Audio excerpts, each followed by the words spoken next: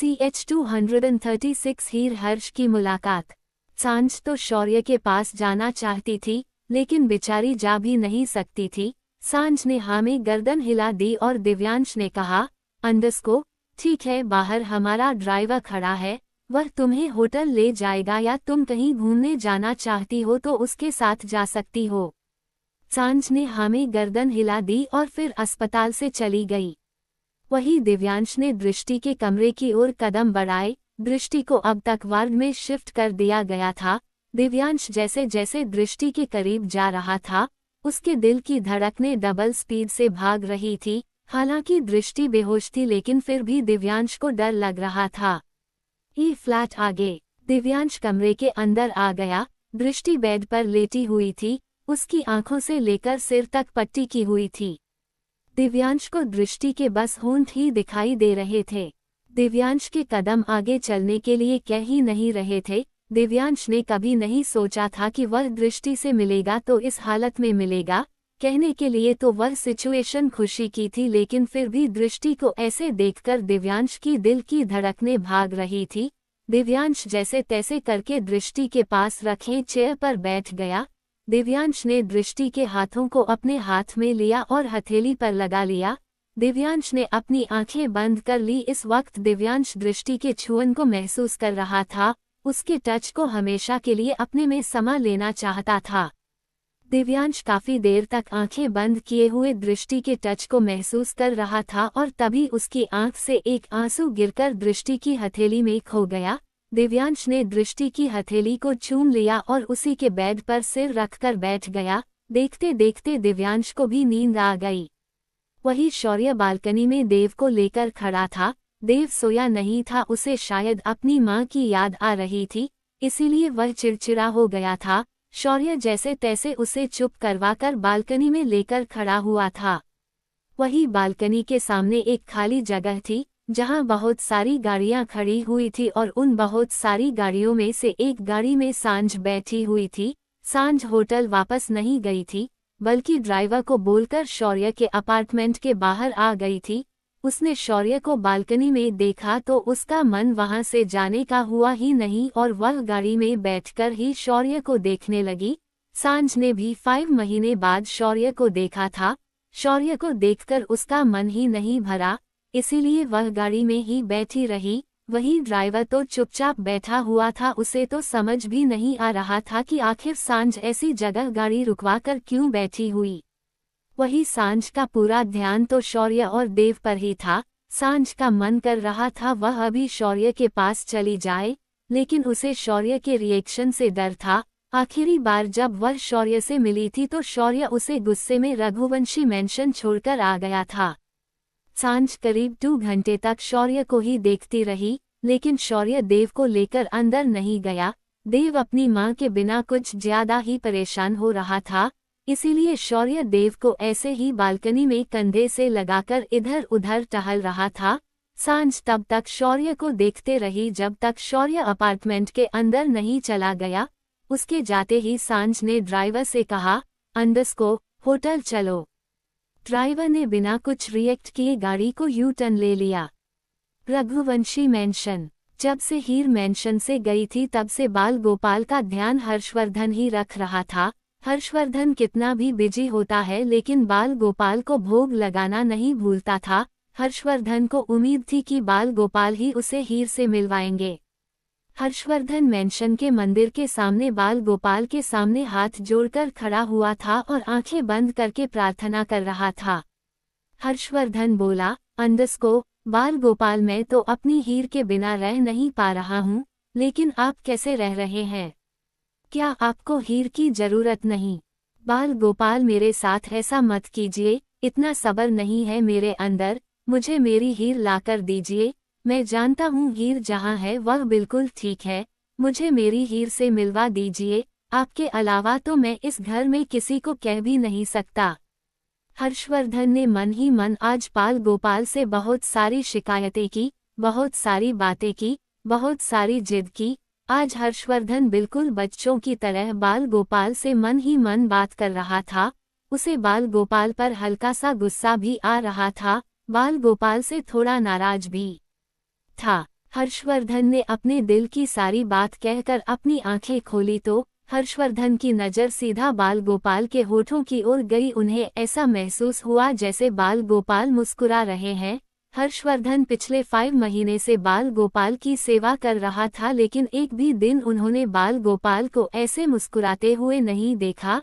एक पल के लिए हर्षवर्धन को लगा जैसे उसका वहम है, लेकिन फिर ना जाने क्यों हर्षवर्धन के दिल में एक अलग ही आस्था जाग गई और उसके चेहरे पर भी मुस्कुराहट आ गई। आज हर्षवर्धन का दिल कह रहा था कि आज वह अपनी हीर से जरूर मिलेगा। कुछ सेकंड तक हर्षवर्धन बाल गोपाल की मूरत को ऐसे ही निहारता रहा जैसे बाल गोपाल ने उसे सम्मोहित कर लिया हो, और तभी पीहू ने आकर हर्षवर्धन के हाथ को हिलाकर कहा, अंडस्को डैडी चलो स्कूल चलते हैं। हर्षवर्धन अपने होश में आया। उसने एक बार फिर बाल गोपाल के सामने हाथ जोड़े और उन्हें मुस्कुरा कर देखा, फिर पीहू के साथ मेंशन से बाहर चला गया। आज हर्षवर्धन बहुत खुश था। पिछले 5 महीनों में इतना खुश नहीं हुआ जितना वह आज था। हर्षवर्धन ने पीहू को स्कूल छोड़ा और फिर सीधा रघुवंशी इंडस्ट्रीज आ गया। हर्षवर्धन अपने केबिन में बैठा हुआ काम कर रहा था, तभी शिवाय हर्षवर्धन के पास आकर बोला, अंडस्को चाचू हमें अपने प्रोडक्ट के लिए मॉडल सेलेक्ट करनी थी।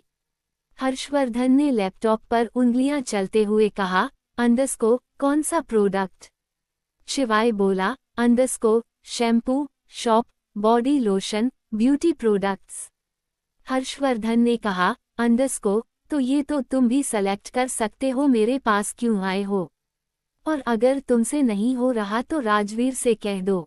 शिवाय कमर पर हाथ रख कर बोला, अंडस्को मुझसे नहीं हो रहा तो राजवीर से हो जाएगा।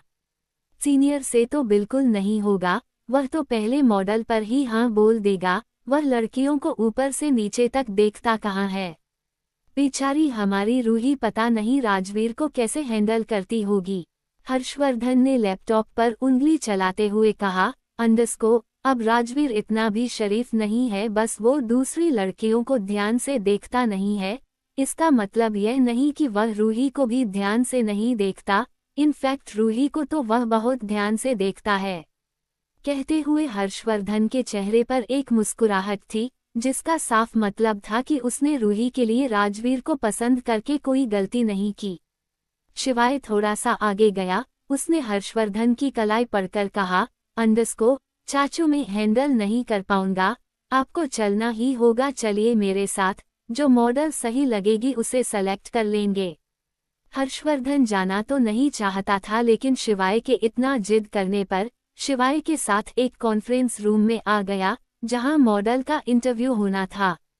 वही राजवीर और हीर एक केबिन में थे। हीर को घबराहट हो रही थी। हीर तो पहले ही हर्षवर्धन से बहुत शर्माती थी और आज हर्षवर्धन के सामने एटीट्यूड के साथ जाना हीर से हो नहीं रहा था। हीर टेंशन में इधर उधर चक्कर लगा रही थी। वही राजवीर तो आराम से सोफे पर बैठा हुआ लैपटॉप पर काम कर रहा था। हीर ने आज बेबी पिंक कलर का जंप सूट पहना हुआ था, बाल खुले किया हुए थे, कानों में मीडियम साइज के डायमंड के इयररिंग्स पहने हुए थे, हाथों में ब्रेसलेट, होठों पर पिंक कलर की लिपस्टिक और चेहरे पर दुनिया भर के टेंशन। हीर बहुत खूबसूरत लग रही थी, लेकिन उसके चेहरे को देखकर कोई भी कह सकता था उसे टेंशन हो रही है। हीर ने राजवीर को देखा जो कि बहुत रिलैक्स होकर बैठा हुआ था। हीर राजवीर के पास जाकर बैठ गई और उसकी बाजू को पकड़कर हिलाते हुए बोली, अंडस्को राजवीर भैया ये आप क्या कर रहे हैं? मैं इतनी टेंशन में हूँ और आप अपना काम कर रहे हैं। राजवीर ने कहा, अंडस्को लेकिन आप टेंशन में क्यों हो?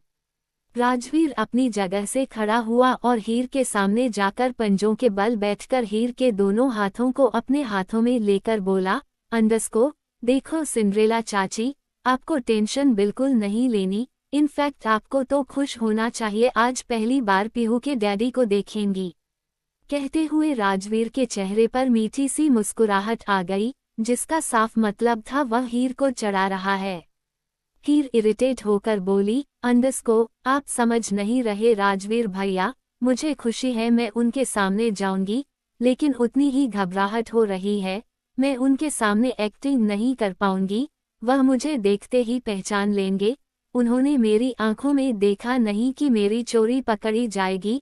आप कुछ नहीं समझते, मैं आपको कैसे समझाऊं कि मेरे दिल और दिमाग में क्या चल रहा है। राजवीर ने टेबल पर रखा हुआ एक शेड उठाया और उसे हीर की आंखों पर चढ़ाते हुए बोला, अंडरस्को, ना वह आंखों में देखेंगे और ना आपको पहचानेंगे। रही बात आपके दिल और दिमाग में क्या चल रहा है, मैं समझता हूँ चाची, अगर मैं नहीं समझता तो आपको कोई नहीं समझता। जो आप कहती नहीं वह आपका चेहरा सब कुछ कह देता है। हीर ने अपना चश्मा उतारा, साइड में रखा और उसकी आंखों से एक आंसू बह गया। हीर ने मासूमियत भरे चेहरे से कहा, अंडरस्को, आप नहीं समझेंगे राजवीर भैया, 5 महीने बहुत होते हैं, आप नहीं समझते मैं उनसे दूर कैसे रही। कैसे समझाऊं आपको कि मुझे उनसे गले लगकर बहुत सारा रोना है, उनके सीने में छुप जाना है। राजवीर ने फिर से हीर के हाथों को पकड़कर प्यार से दबाते हुए कहा, अंडरस्को, चाची मैं सब कुछ समझता हूँ, बच्चा नहीं हूँ, शादीशुदा हूँ, सब समझ आता है मुझे, लेकिन ये सब करना बहुत जरूरी है। हमें नैना कपूर को हराना है। नैना कपूर को हीर हर्षवर्धन रघुवंशी कभी नहीं हरा सकती, लेकिन हीना बाजवा हरा सकती है। आपको नैना कपूर को हराना है और भूल कैसे सकती हैं, उन्होंने आपको जहर पीने के लिए मजबूर किया था। अगर वक्त पर डैनी नहीं आता तो आप हमेशा के लिए पीहू के डैडी को खो देती, पीहू को खो देती, रघुवंशी परिवार को खो देती। आप हार नहीं मान सकती। राजवीर ने हीर को बहुत समझाया और फाइनली हीर का खोया हुआ कॉन्फिडेंस वापस आ गया। उसकी आंखों में वह पल चलने लगा जब नैना कपूर ने उसे जहर पीने के लिए मजबूर किया था। थोड़ा ही सही, लेकिन गुस्सा तो हीर को भी आता था, इसलिए उसने अपने आंसू पोंछ दिए और अपना चश्मा आंखों पर चढ़ाते हुए कहा, अंडरस्को, राजवीर मैं ठीक हूँ, मैं हराऊंगी नैना कपूर को। राजवीर खड़ा होकर जेब में हाथ डालकर बोला, अंडरस्को, ये हुई ना सिंड्रेला चाची वाली बात। थोड़ी देर में शिवाय का मैसेज आ जाएगा और आपके इंटरव्यू के लिए बुलाया जाएगा। तभी राजवीर का फोन वाइब्रेट हुआ। राजवीर ने फोन चेक किया तो शिवाय का मैसेज था, जिसमें लिखा था, अंडरस्को, चाची को लेकर आ जाओ। राजवीर ने कहा, अंडरस्को, चाची आप तैयार है ना? हीर ने कॉन्फिडेंस के साथ अपने हाँ में गर्दन हिला दी। राजवीर ने कहा, अंडरस्को, तो चलिए चाची आज बता दो कि हीर हर्षवर्धन रघुवंशी किसी से कम नहीं है।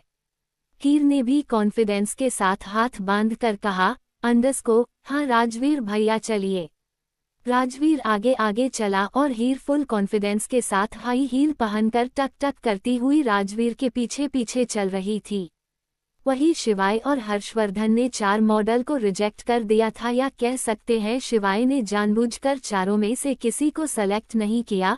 किसी न किसी में कोई ना कोई कमी निकालकर उसे बाहर का रास्ता दिखा दिया था। हर्षवर्धन ने कहा, अंडरस्को, शिवाय तुम हर मॉडल में इतने नुक्स क्यों निकल रहे हो? आखिर एक ऐड ही तो करवाना है, उसके लिए भी तुमने 4 मॉडल को रिजेक्ट कर दिया। शिवाय बोला, अंडरस्को, चाचू मुझे उनमें से कोई भी अच्छी नहीं लग रही थी, मुझे कोई अच्छी सी मॉडल चाहिए, एकदम परफेक्ट। हर्षवर्धन गुस्से में बोला, अंडरस्को, हमें अपना प्रोडक्ट सेल करना है, ना कि मॉडल की खूबसूरती दिखानी है।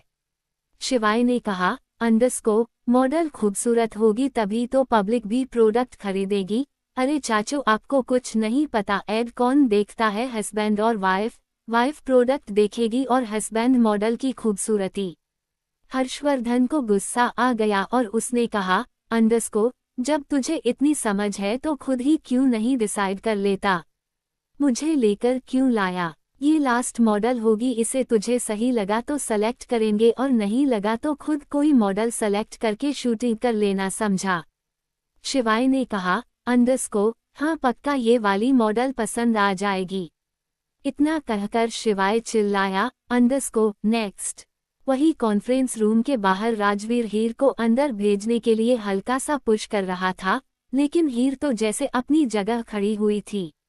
राजवीर ने धीरे से कहा, अंडरस्को, क्या कर रही हो? चाची इतने कॉन्फिडेंस के साथ आई थी, लेकिन अब अंदर क्यों नहीं जा रही? हीर अपने गले में घबराहट लाते हुए बोली, अंडरस्को, राजवीर भैया मैं नहीं कर पाऊंगी, आप समझ नहीं रहे, मैं पीहू की डैडी के सामने ऐसे नहीं जा सकती, देखो तो कितने अजीब से कपड़े हैं। ये सुनकर राजवीर ने तो अपनी हथेली अपने माथे पर मार ली। CH-237 हीर, हर्षवर्धन। वही कॉन्फ्रेंस रूम के बाहर राजवीर हीर को अंदर भेजने के लिए हल्का सा पुश कर रहा था, लेकिन हीर तो जैसे अपनी जगह खड़ी हुई थी।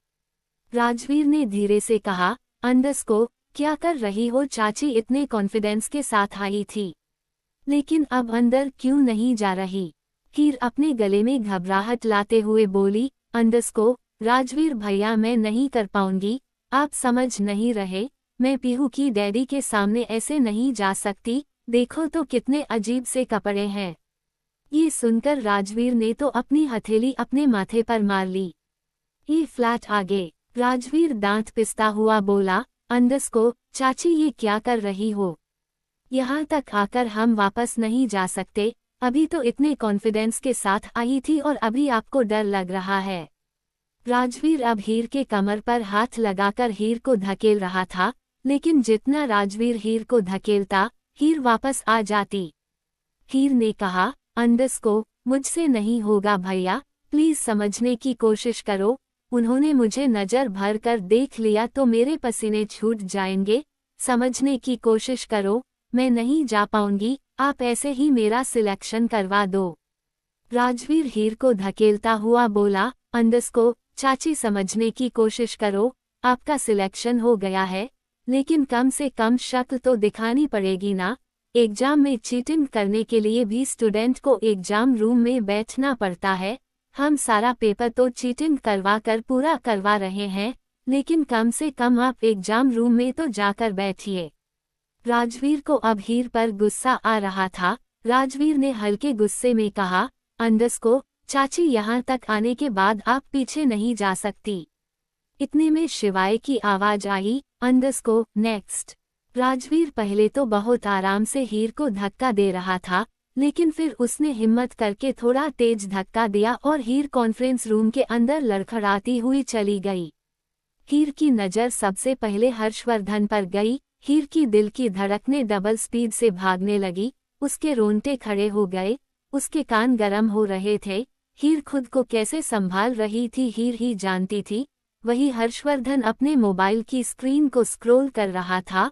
उसने नज़र उठाकर देखा ही नहीं कि सामने कोई लड़की खड़ी है। वही शिवाय हीर के सामने हाथ जोड़कर खड़ा था, जैसे कहना चाहता हो, अंडरस्को, प्लीज कोई गड़बड़ मत करना। हीर ने एक नज़र शिवाय को देखा और फिर से हर्षवर्धन को देखने लगी। हीर की आंखें हल्की सी नम भी हो रही थी, क्योंकि उसने अपने साहब को पूरे 5 महीने बाद देखा था। अस्पताल में जब देखने आई थी तब तो ना के बराबर ही देखा था, लेकिन आज बिल्कुल आंखों के सामने देख रही थी, बिना किसी पर्दे के।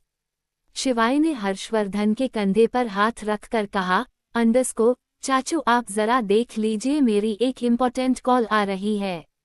इतना कहकर शिवाय हीर को देखता हुआ और उसे आंखों ही आंखों में रिक्वेस्ट करता हुआ कॉन्फ्रेंस रूम से बाहर चला गया। वहीं हीर की दिल की धड़कनें और ज्यादा बढ़ गई। उसका दिल इतनी जोरों से धक धक कर रहा था जैसे उछलकर बाहर आ जाएगा। पहले तो शिवाय था जिसे देखकर उसे फिर भी राहत थी, लेकिन शिवाय भी वहां से जा चुका था। इस वक्त कॉन्फ्रेंस रूम में हीर हर्षवर्धन के साथ अकेली थी। अगर वक्त ये नहीं होता तो शायद हीर और हर्षवर्धन दोनों ही इस समय एक क्वालिटी टाइम स्पेंड करते, लेकिन सिचुएशन कुछ ऐसी थी कि हीर को हर्षवर्धन के सामने अनजान बने रहना था।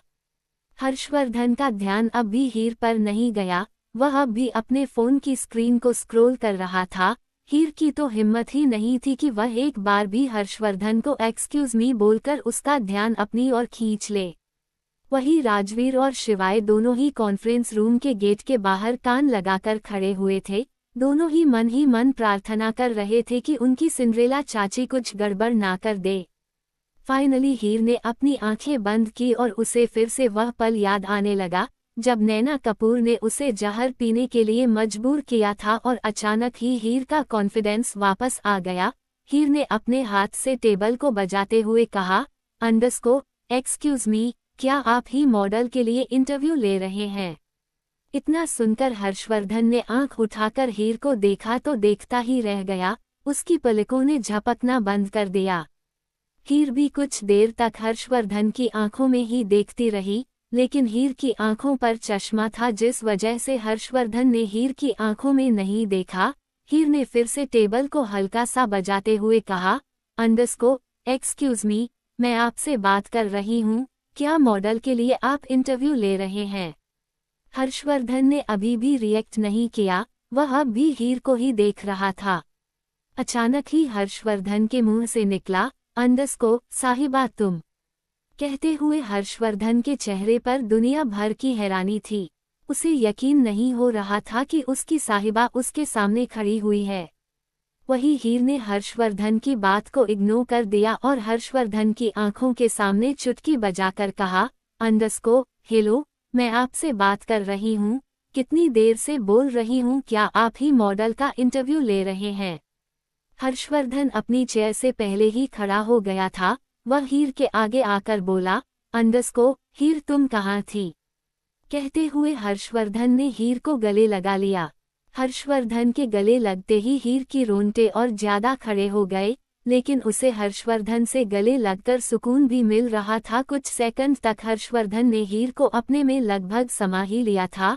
वही हीर वह भी अपनी बाहें हर्षवर्धन पर लपेटना चाहती थी, लेकिन तभी उसकी नज़र कॉन्फ्रेंस रूम के गेट पर गई, जहां शिवाय और राजवीर खड़े थे और दोनों ने ही अपनी उंगली दिखाकर ना कर दिया, इनफैक्ट इशारों में ही कहा, कि वह हर्षवर्धन को खुद से दूर कर दे।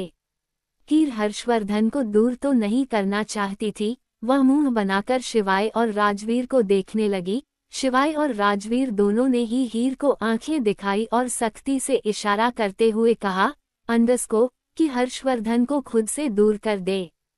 हीर को शिवाय और राजवीर पर गुस्सा तो आ रहा था, आखिर वह अपने साहब के साथ 5 महीने बाद गले लगी थी और ऊपर से शिवाय और राजवीर दोनों ही उसे हर्षवर्धन को झटकने के लिए कह रहे थे, लेकिन हीर को बात तो माननी ही पड़ती।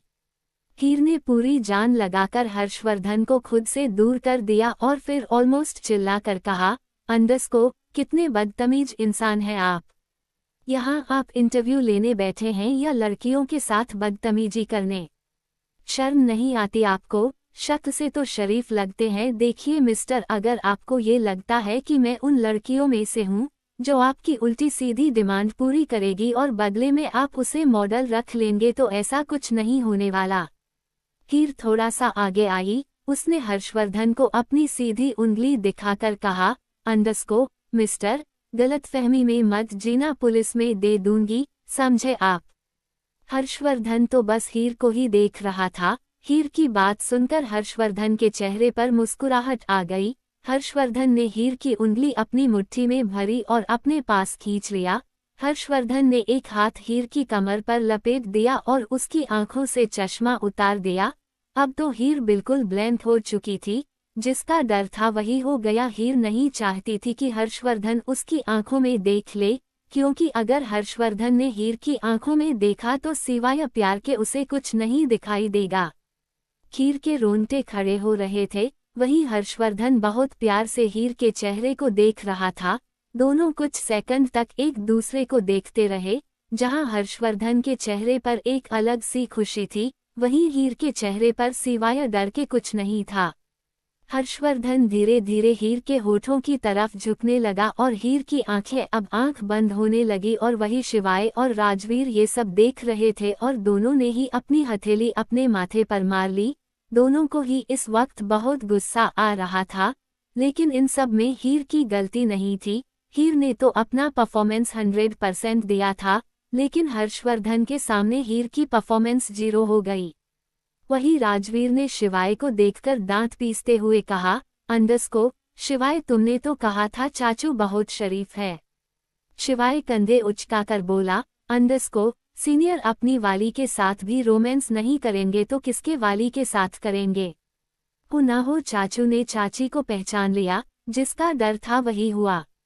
वही हर्षवर्धन हीर के होंठों को छू पाता, उससे पहले ही हीर ने हर्षवर्धन के सीने पर दोनों हाथ रखे, उसे जोरों से धक्का दे दिया। हर्षवर्धन 2 कदम पीछे हट गया। हर्षवर्धन की आंखें हैरानी से फैल गई। हीर ने फिर से हर्षवर्धन को उंगली दिखाकर कहा, मिस्टर आपने तो इतने बेशर्म, घटिया और गिरे हुए इंसान हैं, शर्म नहीं आती शरीफ की आड़ में किसी लड़की के साथ इतनी घटिया हरकत करते हुए? बदन में इतनी ही आग लगी हुई है तो किसी को हायर क्यों नहीं कर लेते? किसी से शादी क्यों नहीं कर लेते? हर्षवर्धन तो हैरानी से हीर को देख रहा था, उसे अपने कानों पर यकीन नहीं हो रहा था। उसकी हीर जो नजर नहीं उठाती थी आज अपनी जुबान से इतनी कड़वी बातें बोल रही है। वहीं हीर की आंखें अब तक नम हो चुकी थी, भला वह अपने साहब को ऐसी बातें कैसे कह सकती थी? लेकिन उसके पास ऑप्शन भी तो नहीं था। हीर ने वहां रुकना ठीक नहीं समझा और वह बाहर की तरफ जाने लगी, लेकिन उससे पहले ही हर्षवर्धन ने उसकी कलाई पकड़कर उसे दीवार से लगा दिया और उसकी आंखों में देखकर गुस्से में बोला, साहिबा क्या बदतमीजी है। शिवाय तो बच्चा है लेकिन तुम तो समझदार हो, तुम उसकी बातों में आकर मेरे साथ ही गेम खेल रही हो।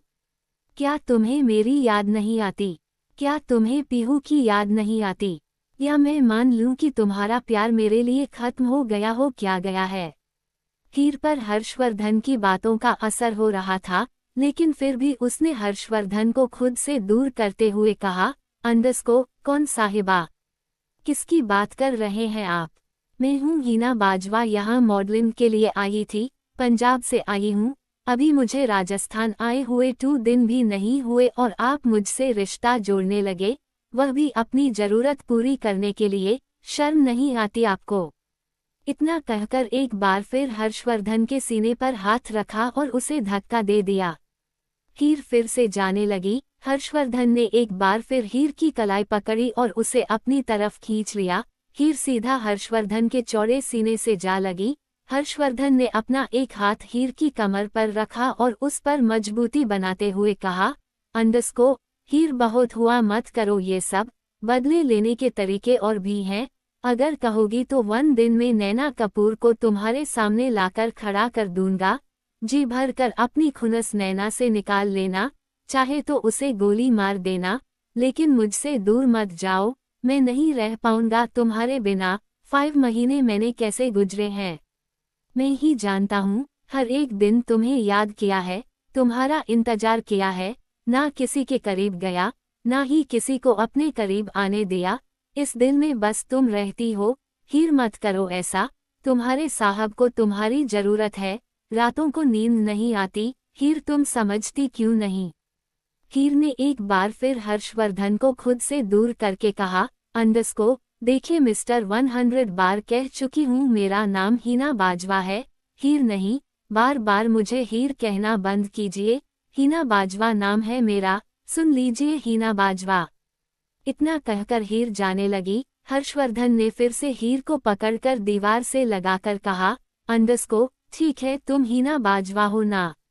मेरे साथ गेम खेलना चाहती हो तो गेम ही सही, अब नहीं मनाऊंगा तुम्हें। तुमने हर्षवर्धन का प्यार देखा है, हर्षवर्धन की नाराजगी नहीं देखी। मैं तुम्हारे लिए बहुत तड़पा हूँ, अब तुम तड़पोगी, मेरे पास आना चाहोगी, लेकिन मैं आने नहीं दूंगा। अब तुम मुझे बस मनाती रहो, लेकिन मैं मानूंगा नहीं। तुम्हें गेम खेलना है ना? मैं भी गेम खेलूंगा, लेकिन देखते हैं इस गेम में कौन जीतता है। तुम्हें तो मैं जीतने नहीं दूंगा, ना तुम जीतोगी ना तुम हारोगी, बस तड़पोगी। कहते हुए हर्षवर्धन ने हीर की कलाई पर अपनी पकड़ मजबूत कर दी। हीर को दर्द होने लगा, उसकी आंखों से एक आंसू गिर गया। उस आंसू में दर्द था, हीर का दर्द जिसे हर्षवर्धन समझ भी रहा था। दोनों के बीच एटीट्यूड आ चुका था। हीर की कोई गलती नहीं थी, वह तो बस शिवाय की बात मान रही थी। गलती तो हर्षवर्धन की भी नहीं थी, लेकिन फिर भी दोनों के बीच एक अजीब सी दूरी आ गई थी। हीर ने धीरे से कहा, मुझे दर्द हो रहा है। हर्षवर्धन ने हीर का हाथ छोड़ दिया। हीर वहां से धीरे धीरे जाने लगी। जाना तो नहीं चाहती थी, उसका मन था कि वह अभी अपने साहब को गले लगा ले और जी भर कर अपना दुख उसके कंधे पर निकाल ले। लेकिन शिवाय और राजवीर ने पिछले 5 महीने में हीर पर बहुत मेहनत की थी, उसे एक परफेक्ट मॉडल लुक देने की कोशिश की थी और लगभग उन्होंने हीर को एक परफेक्ट मॉडल बना ही दिया था। हीर उन दोनों की मेहनत जाया नहीं करना चाहती थी, इसीलिए केबिन से बाहर चली गई। वहीं हर्षवर्धन अब भी हीर की तरफ से मुंह फेरकर खड़ा हुआ था। क्या हर्षवर्धन और हीर के बीच सब कुछ ठीक? CH-238 रूही राजवीर। हीर वहां से धीरे धीरे जाने लगी। जाना तो नहीं चाहती थी, उसका मन था कि वह अभी अपने साहब को गले लगा ले और जी भर कर अपना दुख उसके कंधे पर निकाल ले। लेकिन शिवाय और राजवीर ने पिछले 5 महीने में हीर पर बहुत मेहनत की थी, उसे एक परफेक्ट मॉडल लुक देने की कोशिश की थी और लगभग उन्होंने हीर को एक परफेक्ट मॉडल बना ही दिया था। हीर उन दोनों की मेहनत जाया नहीं करना चाहती थी, इसीलिए केबिन से बाहर चली गई। वहीं हर्षवर्धन अब भी हीर की तरफ से मुंह फेरकर खड़ा हुआ था। ये फ्लैट आगे। हीर आंखों में आंसू लिए हुए बाहर आ गई। हीर की नज़र जैसे ही राजवीर और शिवाय पर गई, ही के आंसुओं की रफ्तार तेज हो गई। वही राजवीर ने जल्दी से कॉन्फ्रेंस रूम का गेट बंद कर दिया ताकि हर्षवर्धन को हीर के रोने की आवाज सुनाई ना दे। वैसे तो हर्षवर्धन सब कुछ समझ गया था, फिर भी राजवीर और शिवाय दोनों ही अनजान बने रहना चाहते थे। वही हीर कॉरिडोर की दीवार से टिकर खड़ी हो गई। उसके आंसुओं की रफ्तार अब भी धीमी नहीं हो रही थी। हर्षवर्धन के साथ बिताया हुआ एक एक पल हीर को याद आ रहा था। हर्षवर्धन ने कभी भी हीर के साथ ऊंची आवाज में भी बात नहीं की थी और आज हर्षवर्धन हीर को ओपन चैलेंज कर रहा था। यही सब सोच सोच कर हीर का दिमाग खराब हो रहा था और तभी उसके कानों में शिवाय की आवाज गूंजी, अंडस्को सिंड्रेला चाची, आप परेशान क्यों हैं कि आप चाचू को किस नहीं कर पाई? ये सुनते ही हीर ने अपनी आंखें खोली और पास रखा हुआ एक फ्लावर पॉट उठा लिया। शिवाय को समझते देर नहीं लगी कि वह फ्लावर पॉट सीधा उसके सिर में लगने वाला है, इसलिए वह कॉरिडोर से भाग गया। वहीं हीर भी शिवाय के पीछे पीछे भाग रही थी। शिवाय सीधा अपने केबिन में आया और हीर भी शिवाय को फॉलो करती हुई उसके केबिन में आ गई। शिवाय ने पूरे केबिन का चक्कर लगा दिया और वही हीर भी आज रुकने का नाम नहीं ले रही थी। हीर का मन कर रहा था वह सच में शिवाय की जान ले ले। वही शिवाय हीर का गुस्सा देखकर समझ गया था कि आज उसकी सिंड्रेला चाची सच में उसका सिर फोड़ देगी। वही राजवीर अपने चेहरे पर एक मुस्कुराहट लेकर केबिन में दाखिल हुआ। शिवाज चिल्लाया, अंडस्को सीनियर यार बचा ले, आज तो सिंड्रेला चाची मार ही देगी। हीर ने भी गुस्से में कहा, अंडस्को हाँ तुम्हें मार ही दूंगी शिवाय भैया, आपकी वजह से मेरे साहब नाराज हो गए, आपकी वजह से पीहू के डैडी गुस्सा हो गए। 5 महीने बाद मैंने अपने साहब से मिली हूँ और आपकी वजह से वह मुझसे गुस्सा हो गए। वही शिवाय अभी भी चेयर के पीछे था और हीर फ्लावर पॉट लेकर आगे खड़ी हुई थी। तभी राजवीर ने हीर को पीछे से पकड़कर कहा, अंडस्को चाची मेरी बात तो सुनो, चाची यहाँ बैठो। राजवीर ने हीर को एक चेयर पर बैठा दिया। शिवाय थोड़ा सा आगे आया और उसने सबसे पहले हीर के हाथ से फ्लावर पॉट लेकर साइड में रखा और फिर दोनों ही पंजों के बल बैठकर हीर को समझाने लगे। शिवाय ने कहा, अंडस्को चाची समझने की कोशिश करो, ये सब करना जरूरी है। बताने के लिए तो मैं चाचू को अभी बता सकता हूँ कि आप ही सिंड्रेला चाची हो, लेकिन फिर चाचू आपको फार्म हाउस में नहीं रहने देंगे, आपको रघुवंशी मेंशन ले आएंगे और फिर ये बदला हम नहीं ले पाएंगे। रही बात चाचू की, चाचू आपसे नाराज रह ही नहीं सकते। अच्छा आप ही बताइए, क्या चाचू सच में आपसे नाराज रह सकते हैं? हीर शिवाय की आंखों में देखने लगी। हीर ने धीरे से नामे गर्दन हिला दी। राजवीर ने कहा, अंडस्को तो बस भी चाची, इतना परेशान होने की क्या जरूरत है? चाचू आपसे नाराज नहीं रह सकते, आपसे इतने दिनों बाद मिले हैं ना, इसलिए थोड़ा गुस्सा हो गए। आप टेंशन मत लो, बस आगे की तैयारी करो। आपको एक एड शूट करना है और हम उस साइड शूट को बड़े बैनर पर प्रमोट करेंगे, फिर आपके पास अच्छे अच्छे ऑफर्स आएंगे। हीर ने बड़ी मासूमियत से मुंह बनाकर कहा, अंडस्को मुझे ऑफर नहीं, पीहू के डैडी चाहिए। पीहू के डैडी भी मिल जाएंगे, मैं वादा करता हूँ अगर आपने एड में अपनी परफॉर्मेंस अच्छी दी तो मैं आपको चाचू से मिलवा दूंगा। शिवाय ने अपना एक हाथ हीर की तरफ बढ़ते हुए कहा। हीर ने अपना हाथ शिवाय के हाथ पर रख दिया और फिर बोली, अंडरस्को, पक्का अगर मैं एड में अच्छी परफॉर्मेंस दूंगी तो आप मुझे पीहू के डैडी से मिलवा देंगे। शिवाय बोला, अंडरस्को, हाँ मिलवा दूंगा। हीर मुंह बनाकर बोली, अंडरस्को, ऐसे नहीं मिलना जैसे आज मिली थी या हॉस्पिटल में मिली थी, ऐसे नहीं मिलना चाहती। शिवाय ने हीर की तरफ आंख मारकर कहा, अंडरस्को, अच्छा तो कैसे मिलना चाहती हैं? ये सुनते ही हीर की आंखें हैरानी से फैल गई। वही राजवीर के चेहरे पर फिर से एक मीठी सी मुस्कुराहट आ गई। हीर ने चोर नजरों से एक बार शिवाय को देखा और एक बार राजवीर को। दोनों ही दबी हंसी हंस रहे थे, जिसका साफ मतलब था वह हीर को चिढ़ा रहे हैं। हीर ने शर्म के मारे अपने दोनों हाथों से अपने चेहरे को छुपा लिया। फिर धीरे से बोली, अंडरस्को, मेरा वह मतलब नहीं था, आप लोग गलत समझ रहे हो। शिवाय ने फिर से हीर के दोनों हाथों को अपने हाथों में पकड़कर अपने गालों पर लगाया और बोला, अंडरस्को, चाची आप परेशान मत होइए, जैसा आप चाहती हैं वैसे ही मिलवा दूंगा, लेकिन आपको ऐड अच्छा करना पड़ेगा। हीर बोली, अंडरस्को, ठीक है कर दूंगी, लेकिन पीहू के डैडी वहां नहीं होंगे, अगर वह वहां रहे तो मैं नर्वस हो जाऊंगी। शिवाय ने राजवीर को देखा और राजवीर ने शिवाय को।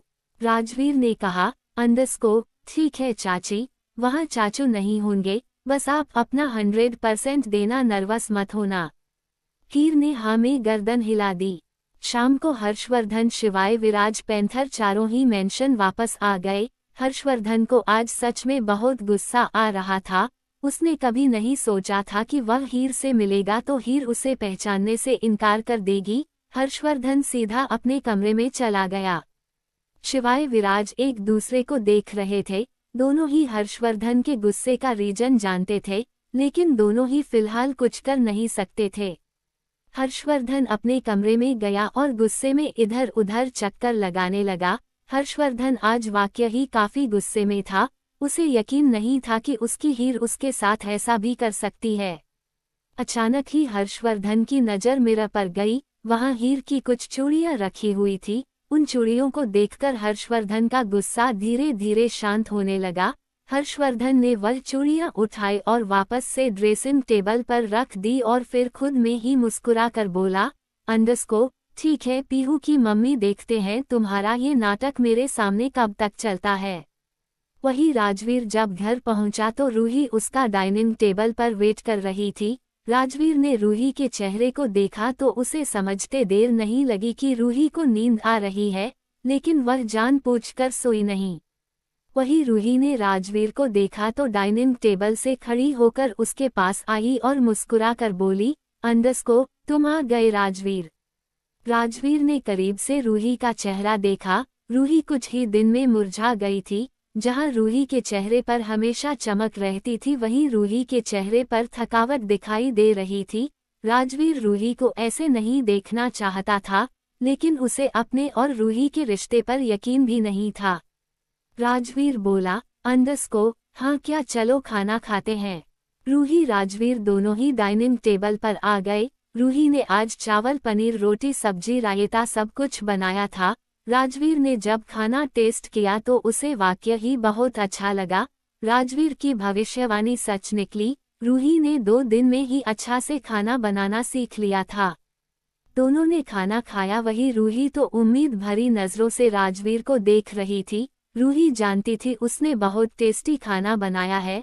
वह चाहती थी कि राजवीर उसकी तारीफ करें, लेकिन राजवीर तो चुपचाप नजर झुकाए खाना खा रहा था, जैसे वह जानबूझकर रूही के खाने की तारीफ नहीं करना चाहता हो।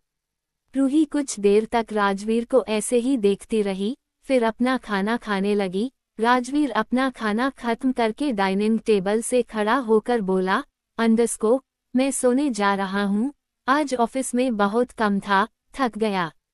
रूही ने हाँ में गर्दन हिला दी और फिर उदास मन से किचन को समेटने लगी। वही राजवीर अपने कमरे में आया तो उसके चेहरे पर एक मीठी सी मुस्कुराहट थी। राजवीर ने मिरर में देखकर खुद से कहा, अंडरस्को, रूही ने तो आज सच में बहुत टेस्टी खाना बनाया था। राजवीर ने फिर अपने मोबाइल में कुछ वक्त बिताया, कपड़े बदले, फिर बेड पर लेट गया। अचानक ही उसे रूही का ख्याल आया और वह उठकर बाहर चला गया। उसने बाहर देखा रूही सोफे पर सो रही थी। रूही ने किचन का सारा काम खत्म कर दिया था, शायद थककर सोफे पर बैठ गई और फिर सोफे पर बैठे बैठे ही सो गई। राजवीर रूही के पास आकर रूही को आवाज लगता हुआ बोला, अंडस्को, रूही उठ जाओ। लेकिन रूही ने रिएक्ट नहीं किया। राजवीर ने फिर आवाज लगाई, अंडस्को, रूही उठ जाओ। रूही अब भी नहीं उठी। राजवीर ने इस बार थोड़ा तेज आवाज लगाकर कहा, अंडस्को, चटोरी बिल्ली उठ जाओ। लेकिन रूही ने फिर भी रिएक्ट नहीं किया। राजवीर ने जैसे ही रूही की कलाई पकड़ी उसकी आंखें हैरानी से फैल गई। रूही को बुखार हो गया था। रूही आज पूरा दिन नहीं सोई, पूरा दिन काम करती रही। उसने कल रात भी बहुत काम किया था जिस वजह से रूही को थकावट हो गई। रूही ने अपनी जिंदगी में इतना काम नहीं किया था जितना उसने पिछले 4 दिनों में किया और इसी वजह से उसे बहुत ज्यादा थकावट हो गई और उसे बुखार हो गया। राजवीर ने अगले ही पल रूही को गोद में उठा लिया और कमरे में ले आया। राजीवर ने रूही को बेड पर लेटाया और ब्लैंकेट से कवर कर दिया। राजवीर ने रूही का माथा छूकर देखा जो अभी भी बुखार से तप रहा था। राजवीर को टेंशन हो गई। राजवीर को अपने ऊपर गुस्सा आ रहा था कि उसने रूही को घर का काम करने के लिए कहा, जबकि वह जानता था कि रूही को काम करने की आदत नहीं है। रूही भी हार मानने के लिए तैयार नहीं थी। राजवीर को खुश करने के लिए दिन रात काम करती थी। राजीवर ने अपना फोन लिया और डॉक्टर को कॉल करके बुला लिया। डॉक्टर ने रूही का चेकअप करके कहा, अंडस्को, मिस्टर राजवीर शेखावत, आपकी बीवी को थकावट की वजह से बुखार हुआ है। डरने की जरूरत नहीं है, मैंने इंजेक्शन दे दिया है, सुबह तक ठीक हो जाएगी। लेकिन आप कोशिश करना कि 2 दिन तक रेस्ट करें, वरना बुखार दोबारा हो जाएगा। डॉक्टर वहां से चला गया। राजवीर को इस वक्त बहुत गिल्ट फील हो रहा था। हालांकि उसने कभी भी रूही पर प्रेशर नहीं बनाया, फिर भी राजवीर इन सब का जिम्मेदार खुद को ही मान रहा था। राजवीर जानता था कि रूही ने कभी काम नहीं किया, फिर भी उसने रूही को रोकने की कोशिश नहीं की और इसी गिल्ट के साथ राजवीर के चेहरे पर उदासी ने अपनी जगह बना ली। राजवीर धीरे से रूही के पास बैठ गया। उसने रूही का हाथ पकड़ा और उसकी हथेली को चूम लिया। राजवीर धीरे धीरे रूही के पास ही लेट गया। उसने रूही को अपनी बाहों में भर लिया। वह बार बार उसके माथे को चूम रहा था। राजवीर ने रूही को बहुत कसकर पकड़ हुआ था। थोड़ी देर बाद राजवीर ने अपनी आंखें बंद कर ली और धीरे धीरे वह भी नींद की आगोश में चला गया। सुबह जब राजवीर की आंख खुली तो रूही उसे आंखें फाड़े देख रही थी। वही राजवीर हैरानी से रूही को देखने लगा। राजीवर ने सबसे पहले रूही के माथे को छुआ। रूही का बुखार उतर चुका था। राजीवर ने फिर रूही के गाल को और गले को छूकर भी देखा। रूही का बुखार पूरे तरीके से उतर चुका था। राजवीर जैसे ही रूही के पास से उठने लगा, रूही ने राजवीर की कॉलर पकड़कर अपने पास खींचा और बोली, अंडस्को, तुम मेरे पास क्यों सोए? राजवीर बोला, अंडस्को, कल रात तुम्हें बुखार हो गया था। रूही ने एक मीठी सी मुस्कुराहट के साथ कहा, अंडस्को, यह मेरे सवाल का जवाब नहीं, सच सच बताओ मेरे पास क्यों सोए? हाँ, मैं समझ गई, तुम इस रिश्ते को एक्सेप्ट करना चाहते हो, है ना? है ना? ये बोलते हुए रूही राजवीर के गाल से अपना गाल टच करने लगी। तभी राजीवर ने रूही के दोनों हाथों को पकड़कर झटकते हुए कहा, अंडस्को, ज्यादा ख्वाब मत पालो, तुम्हारी तबीयत ठीक नहीं थी रात को, तुम्हारी तबीयत और ज्यादा ना खराब हो जाए इसीलिए यही लेट गया और फिर मुझे कब नींद आई मुझे भी नहीं पता। इतना कहकर राजवीर उठकर जाने लगा। रूही ने राजवीर की कलाई को पकड़कर उसे रोकते हुए कहा, अंडस्को, राजीवर तुम पर झूठ बिल्कुल सूट नहीं करता, झूठ मत बोला करो, चाचू सच कहते हैं राजीवर झूठ बोलता है तो नजरें चुराता है और आज भी तुम नजरें चुरा कर जा रहे हो। मेरी तरफ देखो और बोलो कि तुम इस रिश्ते को एक्सेप्ट नहीं करना चाहते। राजवीर बोला, अंडस्को, रूही मेरा हाथ छोड़ो, मैं तुम्हारे लिए चाय लेकर आता हूँ, उसके बाद बात करते हैं। राजवीर ने रूही को ये बात बोल दी लेकिन पलटकर नहीं देखा। राजवीर भी एक बात जानता था, अगर उसने इस बार रूही को पलटकर देख लिया तो रूही उसके चेहरे पर आई हुई खुशी देख लेगी। क्या राजवीर इस रिश्ते को संभाल लेगा? क्या हीर हर्षवर्धन के बीच दूरियां बढ़ती रहेगी? CH-239 हीर का जवाब। रूही ने राजवीर की कलाई को पकड़कर उसे रोकते हुए कहा, राजीव, तुम पर झूठ बिल्कुल सूट नहीं करता, झूठ मत बोला करो। चाचू सच कहते हैं, राजीव झूठ बोलता है तो नजरें चुराता है, और आज भी तुम नजरें चुरा कर जा रहे हो। मेरी तरफ देखो और बोलो कि तुम इस रिश्ते को एक्सेप्ट नहीं करना चाहते। राजवीर बोला, रूही मेरा हाथ छोड़ो, मैं तुम्हारे लिए चाय लेकर आता हूँ, उसके बाद बात करते हैं। राजवीर ने रूही को ये बात बोल दी लेकिन पलटकर नहीं देखा। राजवीर भी एक बात जानता था, अगर उसने इस बार रूही को पलटकर देख लिया तो रूही उसके चेहरे पर आई हुई खुशी देख लेगी। ये फ्लैट आगे वही राजवीर जब किचन में आया तो उसके चेहरे पर एक मीठी सी मुस्कुराहट थी, जिसका साफ मतलब था कि रूही उसके दिल में धीरे धीरे प्यार के साथ अपने लिए इज्जत की जगह भी बना रही है। राजवीर ने रूही के लिए नाश्ता बनाया, चाय बनाई और तभी उसकी नज़र रूही पर गई, जो अभी अभी नहाकर कमरे के गेट से निकली थी। रूही को ही देखता रहा। रूही ने लाइट येलो कलर की जॉर्जेट की साड़ी पहनी हुई थी, बालों को धोया था, माथे में भरकर सिंदूर लगाया था। रूही को ही देखता रहा, जैसे वह हमेशा ऐसे ही रूही को देखना चाहता हो, और अचानक ही उसका दिमाग खनका और उसने लगभग गुस्से में कहा, तुम्हें नहाने के लिए किसने कहा?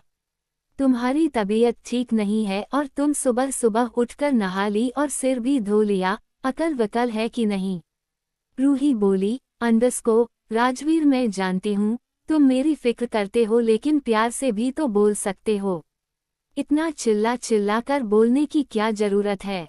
राजवीर ने किचन का कपड़ा अपने कंधे पर टांगा और रूही के पास आकर बोला, रूही, तुम्हारी तबीयत ठीक नहीं है, कल रात बुखार से तप रही थी और अब तुम सुबह सुबह नहाकर बाहर भी आ गई। तुम्हें डॉक्टर ने 2 दिन के लिए रेस्ट करने को कहा है, तुम अभी के अभी वापस जाओ और जाकर आराम करो, मैं नाश्ता लेकर आता हूँ। रूही ने बहुत प्यार से राजवीर के सीने पर अपने दोनों हाथ रखे और राजवीर की दिल की धड़कनें डबल स्पीड से भागने लगी। रूही ने राजवीर को हल्का सा धक्का देते हुए कहा, हटो, आगे से मुझे पूजा करनी है। इतना कहकर रूही ने राजवीर के घर के छोटे से मंदिर की तरफ अपना रुख किया। वहीं राजवीर तो अपनी बढ़ती हुई धड़कनों को कंट्रोल करने की कोशिश कर रहा था। राजीव ने फिर से अपने किचन का कपड़ा अपने हाथों में पकड़ा और किचन में चला गया। वहीं दूसरी तरफ हर्षवर्धन ऑफिस जाने के लिए रेडी हो रहा था और तभी राजवीर का मैसेज आया, कि आज वह ऑफिस नहीं आएगा। हर्षवर्धन ने भी ओके का के रिप्लाई कर दिया। वहीं राजवीर ने यही मैसेज शिवाय को भी किया, लेकिन शिवाय को गुस्सा आ गया। शिवाय ने अगले ही पल राजवीर को फोन करके कहा, तू जानता है ना, आज चाची की शूटिंग है और तू आ नहीं रहा, मैं अकेला चाची को कैसे संभालूंगा? राजवीर ने कहा, शूटिंग 2 दिन बाद की रख ले, रूही की तबीयत ठीक नहीं है, मैं उसे अकेला छोड़कर नहीं आ सकता। शिवाय ने कहा, सीनियर मेरी बहन से इतना काम करवाएगा तो उसकी तबीयत तो खराब हो ही जाएगी। राजवीर ने हल्के गुस्से में कहा, शिवाय, मैंने रूही को काम करने के लिए नहीं कहा, उसे ही आइडियल बीवी बनने का भूत सवार है, तो मैं क्या कर सकता हूँ? शिवाय ने कहा, रावजीर, मेरी बहन तुझे सच में प्यार करने लगी है और तू उसके दिल की बात समझ नहीं रहा।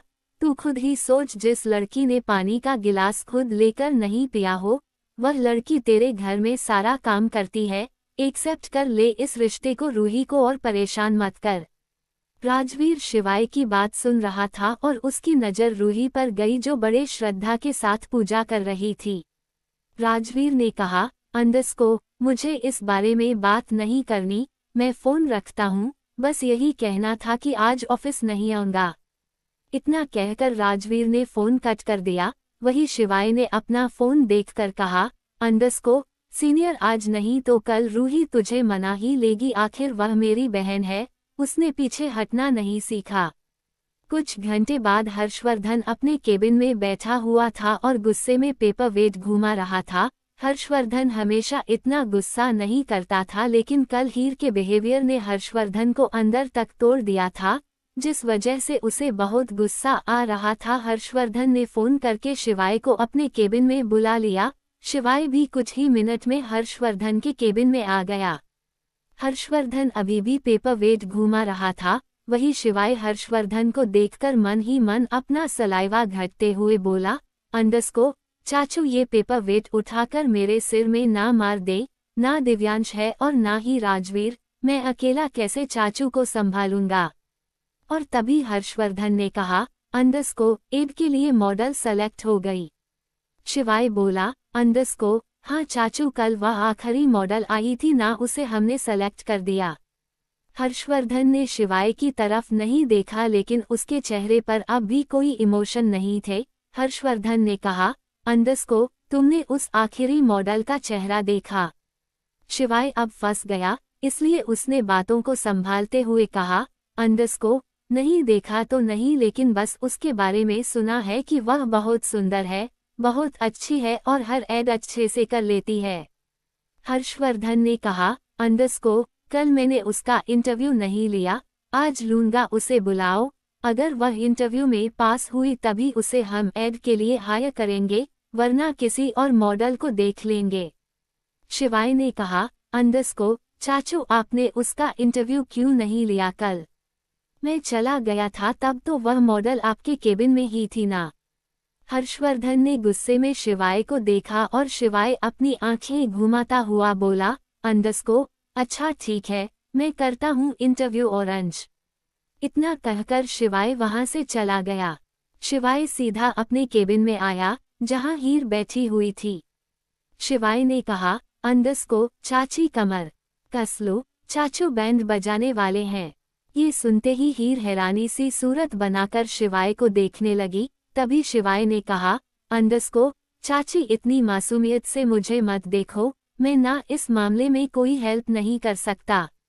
आज राजवीर भी नहीं आया, चाचू के सवालों का जवाब देना ही होगा, पूरे कॉन्फिडेंस के साथ देना, यहाँ आने के बाद हम पीछे नहीं हट सकते। हीर खड़ी हुई, उसने अपने आप को देखा। हीर ने ब्लू कलर की जीन्स और वाइट कलर का पेप्लम टॉप पहना हुआ था। हीर हमेशा ऐसे ही कपड़े पहनती थी जिसमें उसकी बॉडी पार्ट दिखाई ना दे, लेकिन हीर सिंपल से कपड़ों में भी बहुत खूबसूरत लगती थी। हीर हाथ बांधकर बोली, अंडस्को शिवाय भैया, अब ओखली में सिर दे दिया तो मुसल से क्या डरना, जो होगा देखा जाएगा। ज्यादा से ज्यादा क्या होगा, वह मुझसे नफरत करने लगेंगे, जब ये सब कुछ खत्म हो जाएगा तो मैं उन्हें मना लूंगी। शिवाय ने हीर का कॉन्फिडेंस देखकर कहा, अंडस्को चाची, ये तो मैं लिख कर दे सकता हूँ कि चाचू इस जन्म में आपसे नफरत नहीं करेंगे, हाँ लेकिन गुस्से में कुछ उल्टा सीधा जरूर कह देंगे। खैर छोड़ो, 1 घंटे बाद आपका इंटरव्यू है, कॉन्फिडेंस के साथ जवाब देना। 1 घंटे बाद हर्षवर्धन और शिवाय दोनों ही हर्षवर्धन के केबिन में बैठे हुए थे। हर्षवर्धन अब भी पेपर वेट घुमा रहा था, वही शिवाय हर्षवर्धन को देखकर अपना सलाइवा घटक रहा था। तभी हर्षवर्धन के केबिन का गेट खुला और हीर केबिन के अंदर आई। हर्षवर्धन ने हीर को देखा और हीर ने हर्षवर्धन को। दोनों की नजरें एक दूसरे से बहुत कुछ कहना चाहती थी, लेकिन हर्षवर्धन इस वक्त गुस्से में था। वही हीर, वह तो बस जैसे तैसे इंटरव्यू क्रैक करके वहां से जाना चाहती थी। हीर जैसे ही हर्षवर्धन के सामने आई, हर्षवर्धन ने पेपर वेट घुमाना बंद कर दिया। जैसे ही पेपर वेट घूमना बंद हुआ, हीर और शिवाय दोनों की दिल की धड़कनें रुक गई। हर्षवर्धन ने एक किलर लुक शिवाय को दी और बोला, अंडस्को जाओ यहाँ से, इंटरव्यू में लूंगा। अब तो हीर की धड़कन बिल्कुल ही रुक गई। ऐसा लग रहा था हीर के दिल के मॉनिटर में धड़कनों की लाइन बिल्कुल स्ट्रेट हो गई हो। शिवाय अपनी जगह से खड़ा तो हो गया, लेकिन केबिन से जाना नहीं चाहता था। तभी हर्षवर्धन ने फिर कहा, अंडस्को कल तुम चले गए थे ना, तुम ही ने कहा था ना चाचू इस मॉडल को हैंडल कर लो, तो अब मैं खुद हैंडल कर लूंगा जो यहाँ से। तभी हीर ने अपने सोए हुए कॉन्फिडेंस को जल्दी से जगाया और बोली, अंडस्को देखिए मिस्टर, अगर आप कल की तरह मेरे साथ बदतमीजी करना चाहते हैं तो मैं अभी यहाँ से चली जाती हूँ। मैं यहाँ मिस्टर शिवाय के कहने पर आई हूँ, उन्होंने मुझसे बहुत रिक्वेस्ट की इसलिए मैं यहाँ तक आ गई, वरना आपकी शक्ल देखने का शौक मुझे नहीं है। ये सुनते ही हर्षवर्धन ने हीर को देखा। शिवाय हर्षवर्धन के पास गया और उसके कान में बोला, अंडस्को चाचू, ये चाची नहीं है, ये हिना बाजवा है। जब मैंने पहली बार देखा था तो मैं भी यही सोच रहा था कि ये चाची है, लेकिन मैंने इसकी पूरी आइडेंटिटी चेक करवाई है, ये हीर नहीं है। इसलिए प्लीज हीर समझकर कुछ गलत मत कर देना, ऐसा ना हो कि ये पुलिस में चली जाए या हमारे खिलाफ मीडिया में कुछ बोल दे, प्लीज चाचू। हर्षवर्धन ने गुस्से में शिवाय को देखकर कहा, अंडस्को मैं तेरे बाप का भाई हूँ, तू मेरा बाप बनने की कोशिश मत कर, जा यहाँ से। ये मॉडल अगर इंटरव्यू देगी और इंटरव्यू में पास हुई तो ही इसे हायर करेंगे, वरना नहीं। शिवाय के पास अब ऑप्शन नहीं था, वह चुपचाप हीर को देखकर केबिन से चला गया, लेकिन वह केबिन के बाहर ही खड़ा रहा और कान लगाकर उन दोनों की बातें सुनने लगा। वही शिवाय के जाते ही हर्षवर्धन ने हाथ बांधकर हीर की तरफ देखा और फिर अपनी चेयर से खड़ा होकर हीर के चारों ओर चक्कर लगाने लगा। वही हीर के तो रोंगटे खड़े हो रहे थे। उसने पहले कभी हर्षवर्धन को इतना गुस्से में नहीं देखा था जितना वह आज देख रही थी। उसे डर था कि कहीं हर्षवर्धन गुस्से में उसे नुकसान न पहुंचा दे, जबकि वह जानती थी कि हर्षवर्धन गुस्से में भी अपना सेंस नहीं खोता। हर्षवर्धन वापस अपनी टेबल के पास गया और अपने टेबल से टेक लगाकर जेब में हाथ डालकर खड़ा हो गया। हर्षवर्धन काफी स्टाइल से खड़ा था, जिसे देखकर कहीं ना कहीं हीर को अच्छा भी लग रहा था। हर्षवर्धन ने पूछा, अंडस्को कितने बॉयफ्रेंड है तुम्हारे? ये सुनते ही हीर की आंखें फैल गई। हर्षवर्धन ने फिर पूछा, अंडस्को कुछ पूछ रहा हूँ, मुझे नहीं लगता कि ये कोई गलत क्वेश्चन है। कितने बॉयफ्रेंड है तुम्हारे? हीर गुस्से में बोली, अंडस्को आप फिर से मेरे साथ बदतमीजी कर रहे हैं, मुझे ये इंटरव्यू नहीं देना। इतना कहकर हीर केबिन से जाने लगी, लेकिन जैसे ही उसने केबिन के गेट के हैंडल को छुआ, उसके कानों में हर्षवर्धन की आवाज आई, अंडस्को मॉडलिंग इंडस्ट्रीज में अपना सिक्का जमाना चाहती हो तो इन सारे सवालों की आदत डाल लो, और हर दूसरा आदमी तुमसे ऐसे ही सवाल करेगा तो क्या हर दूसरे आदमी को ऐसे ही जवाब देकर चली जाओगी? हीर जहां खड़ी थी वहीं रुक गई। हीर को भी समझ आने लगा था कि हर्षवर्धन सच कह रहा है। अगर उसे नैना कपूर को हराना है तो न जाने ऐसे कितने ही सवालों का जवाब उसे देना होगा, न जाने कितनी ही घटिया आदमियों से उसे मिलना होगा। हीर कुछ सोचकर वापस आई और हर्षवर्धन की आंखों में देखकर बोली, अंडस्को एक्चुअली बहुत सारे हैं, इतने सारे हैं कि गिनती नहीं है, कितनों के तो नाम भी याद नहीं। हीर इस वक्त फुल कॉन्फिडेंस से हर्षवर्धन के सामने ये बात बोल रही थी और कहीं ना कहीं हर्षवर्धन हीर के कॉन्फिडेंस से इम्प्रेस भी हो रहा था, लेकिन हर्षवर्धन को बस अपनी हीर चाहिए, वह हीर को तोड़ना चाहता था। इसलिए उसने दूसरा सवाल किया, अंडस्को क्या तुम मेरे साथ एक रात बिताओगी? अगर तुमने मेरे साथ एक रात बिता दी तो मैं तुम्हें आने वाले 2 साल तक सारे एड का कॉन्टैक्ट दे दूंगा। ये सुनते ही हीर की आंखें नम हो गई। उसकी आंखें छलकने वाली थी, लेकिन उसने अपने आंसुओं को छलकने नहीं दिया। उसे अपने कानों पर यकीन नहीं हो रहा था कि हर्षवर्धन उससे ऐसी बातें भी कर सकता है। हीर कुछ नहीं बोली, चुपचाप पलटकर जाने लगी। हर्षवर्धन ने फिर कहा, अंडस्को ऐसे ऑफर तो तुम्हें हर दूसरे तीसरे दिन मिलेंगे, किस किस को मना करोगी? इसलिए कहता हूँ मेरा ऑफर एक्सेप्ट कर लो। तुम मुझे खुश कर दो, मैं तुम्हें इंडिया की टॉप मॉडल बना दूंगा। हीर ने अपने इमोशंस को कंट्रोल किया। उसे अब हर्षवर्धन को जवाब देना सही लग रहा था। हीर फिर से पलटी और उसने हर्षवर्धन की आंखों में देखकर कॉन्फिडेंस के साथ कहा, अंडस्को आपने कल कहा था कि मैं हीर हूँ, क्या आप मुझे बताएंगे हीर कौन है? हर्षवर्धन बोला, अंडस्को बीवी है मेरी। हीर ने कहा, अंडस्को तो क्या आप अपनी बीवी को चीट करेंगे, या आप अपनी बीवी के साथ सेटिस्फाई नहीं हो पाए, या फिर आप अपनी बीवी से प्यार नहीं करते, या फिर आप भी उन आदमियों में से हो जो घर में खूबसूरत बच्चे होने के बाद भी बाहर मुंह मारते फिरते हैं? कहीं ऐसा तो नहीं आपकी बीवी का भी कहीं और अफेयर हो और आपकी बीवी भी आपकी तरह किसी को ऑफर कर रही हो और दुनिया को दिखाने के लिए आप और आपकी बीवी आइडल कपल हो। ये सुनते ही हर्षवर्धन का हाथ उठ गया, लेकिन उसका हाथ हवा में ही था। उसने मुक्का बनाया और टेबल पर दे मारा। टेबल पर रखी हुई सारी चीज 2 इंच तक उछल गई। CH 240 चौकीदार। हीर ने कहा, अंडरस्को, तो क्या आप अपनी बीवी को चीट करेंगे या आप अपनी बीवी के साथ सेटिस्फाई नहीं हो पाए या फिर आप अपनी बीवी से प्यार नहीं करते या फिर आप भी उन आदमियों में से हो जो घर में खूबसूरत बच्चे होने के बाद भी बाहर मुंह मारते फिरते हैं। कहीं ऐसा तो नहीं आपकी बीवी का भी कहीं और अफेयर हो और आपकी बीवी भी आपकी तरह किसी को ऑफर कर रही हो और दुनिया को दिखाने के लिए आप और आपकी बीवी आइडल कपल हो।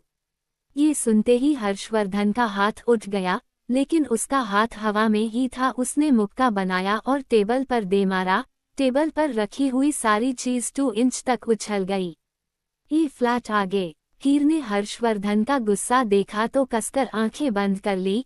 हीर नहीं चाहती थी कि हर्षवर्धन गुस्सा करें, लेकिन फिर भी दोनों के बीच में एटीट्यूड और गुस्सा आ गया था। हर्षवर्धन ने पलटकर हीर को देखा, फिर दांत पीसते हुए बोला, अंडरस्को, अपनी जुबान से मेरी हीर का नाम मत लो। तुम्हारी औकात नहीं है कि तुम मेरी बीवी का नाम अपनी इस गंदी जुबान से लो। हीर को अब और ज्यादा गुस्सा आ गया। आखिर हर्षवर्धन हीर के सामने ही, हीर के लिए ही, हीर को डांट रहा था।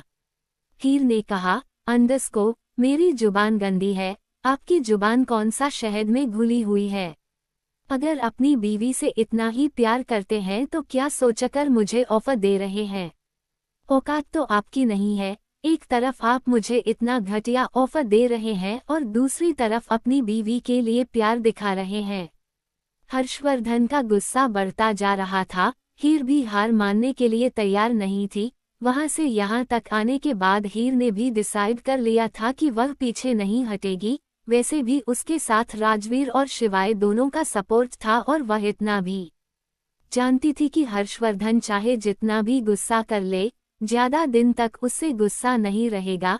लेकिन नैना कपूर को सबक सिखाना बहुत जरूरी था। हर्षवर्धन गुस्से में हीर की तरफ बढ़ने लगा और हीर पीछे हटने लगी। दोनों ही एक दूसरे को गुस्से में देख रहे थे।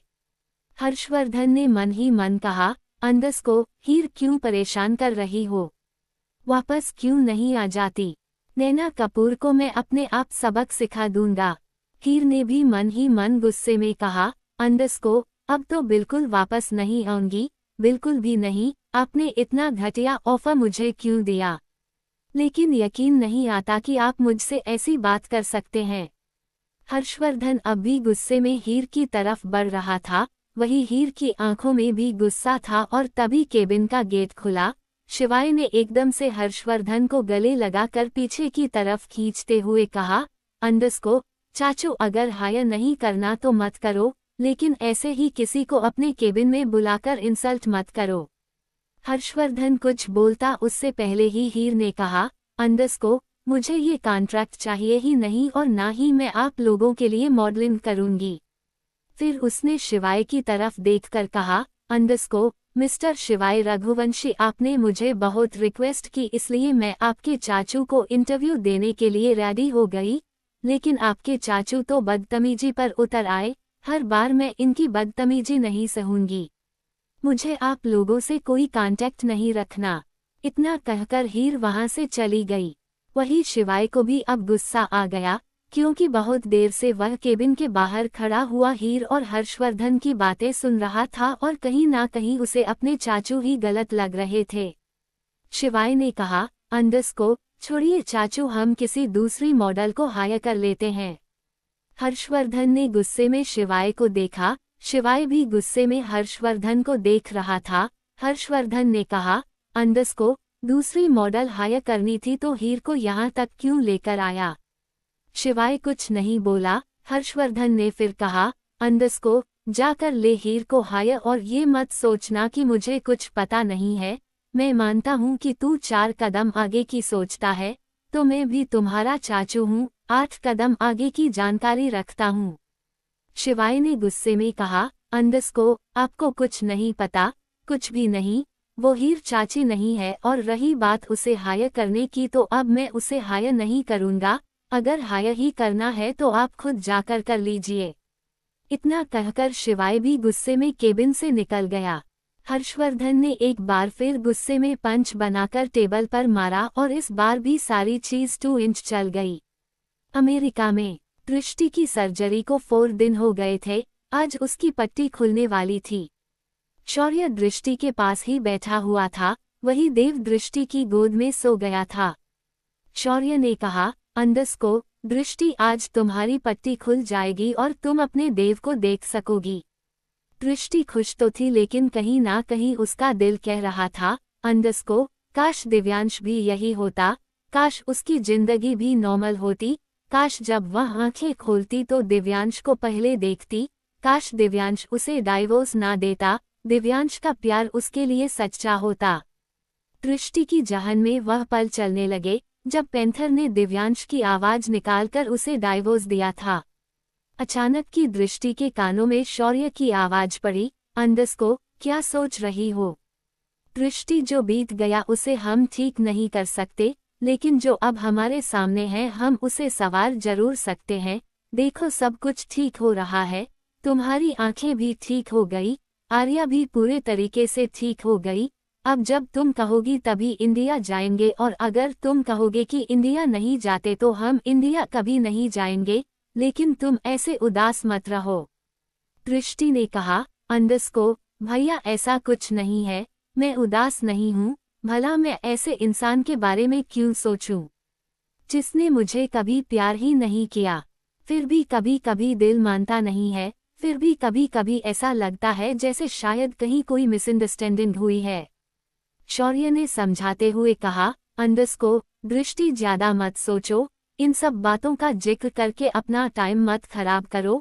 फिलहाल तुम हॉस्पिटल से डिस्चार्ज हो जाओ, फिर जैसा तुम कहोगी वैसा करेंगे। तभी दृष्टि के कमरे में 3-4 डॉक्टर आ गए। उनमें से एक दिव्यांश भी था, जिसने अपना चेहरा मास्क से ढका हुआ था।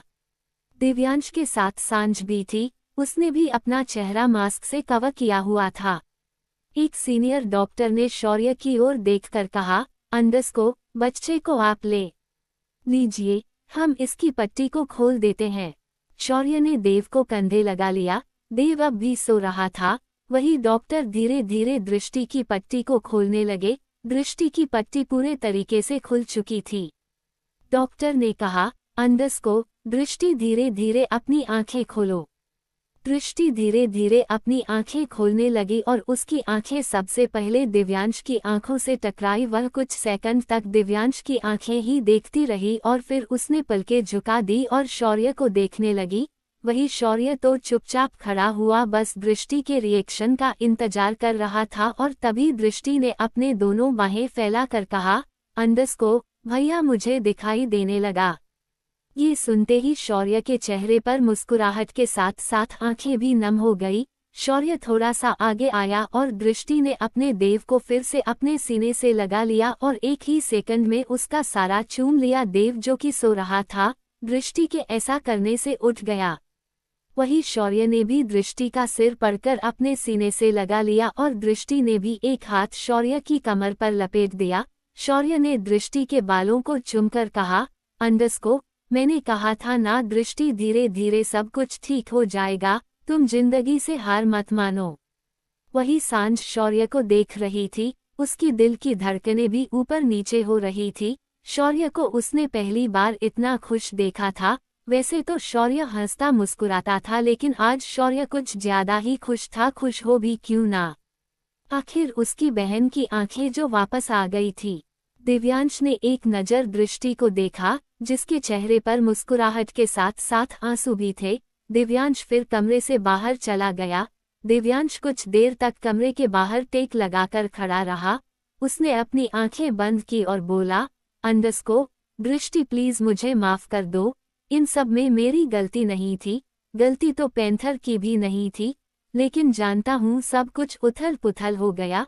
प्लीज मुझे माफ कर दो, प्लीज। दृष्टि, सोचा था कि जब तुम आंखें खेलोगी तो तुम्हारे सामने सबसे पहले मैं जाऊंगा, तुम सबसे पहले मेरा चेहरा देखोगी, लेकिन किस्मत ने वह मौका मुझे दिया ही नहीं। लेकिन अब मैं एक भी मौका नहीं गंवाना चाहता, तुम्हें बहुत जल्द मनाकर रघुवंशी मेंशन ले जाऊंगा। वहीं दूसरी तरफ शिवाय और विराज राजावत हाउस के बाहर खड़े थे। विराज ने कहा, अंडस्को भैया आपको भाभी से मिलना है तो मिल लो, मुझे लेकर क्यों आए? शिवाय ने कहा, अंडस्को थोड़ी सी घबराहट हो रही है। ये सुनते ही विराज की आंखें हैरानी से फैल गई। विराज ने कहा, अंडस्को शिवाय रघुवंशी द ग्रेट शिवाय रघुवंशी को भी घबराहट होती है। मुझे अपने कानों पर यकीन नहीं हो रहा। शिवाय ने हल्के गुस्से में विराज के गर्दन पर अपना हाथ लपेटकर अपने हाथ को दबाते हुए कहा, अंडस्को ज्यादा बोलेगा तो अभी के अभी गर्दन चटका दूंगा। मुझे सच में घबराहट हो रही है, इसलिए तुझे लेकर आया हूँ।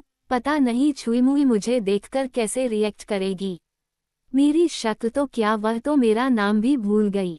शिवाय ने फिर विराज का कॉलर पकड़ा और उसे खींचता हुआ राजावत हाउस के अंदर ले गया। दोनों ही अंदर गए तो वहां डैनी था। डैनी ने दोनों का वेलकम किया और सिटिंग एरिया में बैठा दिया। शिवाय ने पूछा, अंडस्को मिस्टर राजावत नहीं है? डैनी बोला, अंडस्को नहीं, छुईमुई घर पर नहीं है, वह अपने मम्मी पापा के साथ किसी पार्टी में गई है, काफी हद तक ठीक हो गई है, थोड़ी वीकनेस है, बाकी तो ठीक है। शिवाय ने पूछा क्या, और डैनी ने क्या जवाब दिया? ये सुनकर विराज का तो हंस हंसकर पेट ही दुख गया। वही शिवाय बार बार विराज को चुप करवा रहा था, लेकिन विराज एक सेकंड के लिए भी चुप नहीं हुआ। विराज को हंसता हुआ देखकर डैनी की हंसी भी छूट गई। डैनी और विराज दोनों ने शिवाय को अच्छे से चिढ़ाया और फिर डैनी ने कहा, अंडस्को विराज इसमें हंसने वाली क्या बात है? मैंने तो सर को वही बताया जो वह इनडायरेक्ट मुझसे पूछना चाहते थे। तीनों बातें कर रहे थे और करीब आधे घंटे बाद वरदान, वंशिका और आर्या तीनों ही घर में दाखिल हुए। शिवाय ने आर्या को देखा तो देखता ही रहा। आर्या ने पीच कलर का एक गाउन पहना हुआ था। वह गाउन बहुत सुंदर था और आर्या के ऊपर तो बहुत ज्यादा खूबसूरत लग रहा था। गाउन बहुत सिंपल सा था, लेकिन आर्या की खूबसूरती उसमें निखर कर आ रही थी। होंठों पर हल्की सी पीच कलर की लिपस्टिक लगा रखी थी। कानों में बड़े बड़े से डायमंड ईयरिंग पहने हुए थे। हाथों में ब्रेसलेट था। शिवाय तो आर्या को देखकर पलकें झुकाना भूल गया। वैसे तो उसने न जाने कितनी बार आर्या को देखा था, लेकिन आज आर्या की खूबसूरती शिवाय के दिल की धड़कन बंद करने के लिए, अटैक करने के लिए तैयार थी। वही वरदान को देखकर सब अपनी जगह से खड़े हो गए। शिवाय विराज दोनों ही वरदान के सामने आए तो वरदान ने हाथ बढ़ाकर शिवाय से हाथ मिलाना चाहा, लेकिन शिवाय की आंखें तो अपनी छुई मुई पर टिकी हुई थी। उसने ध्यान ही नहीं दिया और विराज ने अपना हाथ वरदान के हाथ से मिलकर कहा, अंडस्को हेलो अंकल, कैसे हो आप? वरदान ने शिवाय को देखा। उसे हंसी आ रही थी, लेकिन वह हंसा नहीं। तभी विराज ने कोहनी मारकर शिवाय को होश में लेकर आया। शिवाय अपने होश में आया, लेकिन कुछ बोला नहीं। वह भी चोर नजरों से आर्या को ही देख रहा था। वही आर्या तो विराज को देख रही थी। कहीं ना कहीं आर्या विराज से इम्प्रेस हो रही थी। वरदान ने कहा, अंडस्को मिस्टर रघुवंशी यहाँ कैसे आना हुआ? विराज ने कहा, अंडस्को वह अंकल बस ऐसे ही चाचा जी ने कहा कि पूछा आओ कि आर्या कैसी है। वरदान विराज की बातों का जवाब देता, उसे पहले ही आर्या ने कहा, अंडस्को मैं ठीक हूँ विराज जी, थोड़ी वीकनेस है लेकिन अब काफी हद तक बेटर फील कर रही हूँ। वही आर्या ने जो विराज की बातों का जवाब दिया तो सबकी आंखें खुली की खुली रह गई। शिवाय की आंखें जरूरत से ज्यादा खुली हुई थी। वह तो गुस्से में विराज को देख रहा था और विराज किसी भीगी बिल्ली की तरह शिवाय को जैसे कह रहा हो, अंडस्को मैंने क्या किया? भाभी खुद ही तो जवाब दे रही है। शिवाय इतने गुस्से में विराज को देख रहा था जैसे अभी खा जाएगा।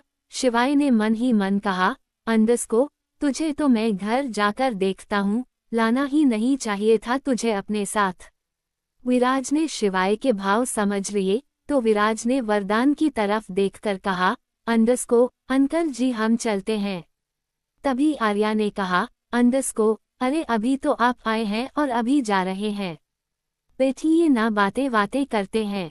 विराज ने आर्या की तरफ देखकर मन ही मन रोते हुए कहा, अंडरस्को, भाभी मत करो मेरे साथ ऐसा, मेरा भाई मुझे जान से मार देगा, कल शक्ल नहीं देख पाओगी मेरी। तभी विराज ने हल्का सा मुस्कुराकर आर्या को देखा और बोला, अंडरस्को, नहीं आर्या जी मुझे जाना होगा, बहुत जरूरी काम है। इतना कहकर वह जाने लगा। पीछे पीछे शिवाय भी चला गया और तभी आर्या ने वरदान की ओर देखकर कहा, अंडरस्को, पापा ये चौकीदार को लेकर क्यों आया था? क्या होगा आर्या और शिवाय की लव स्टोरी?